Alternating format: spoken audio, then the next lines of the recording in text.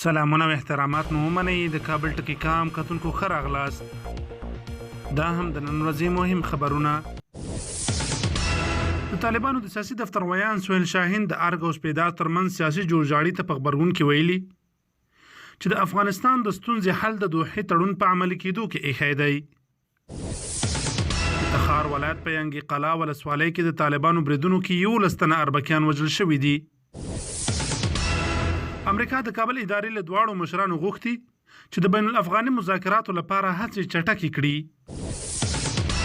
جمعیت اسلامي ګوند د غنی او عبدالله ترمنځ له نوې جوړجاړي سره مخالفت اعلان کړ.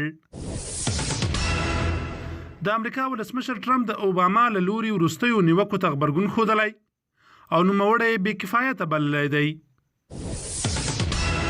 طالبانو ادعا کړې چې د غزني برید کې د ګنډک د قومندان په شمول 50 عسکر وژلي او لسګونه نور ټپیان کړي دي. د هند په اړه له بې اساسه او جعلي راپورونو وروسته یو ځل بیا طالبانو ویلي چې د نورو هیوادونو کورنیو چارو کې مداخله نه کوي. فراه ولایت کې په یو وسلوال برید کې د خاک سفید ولسوالۍ امنیه قومندان وژل شوی.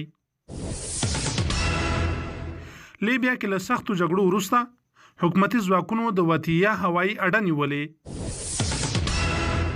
جاپان داسې موټر سایکل جوړ کړ چې د هوا په واسطه حرکت کوي. د خبرونو پای.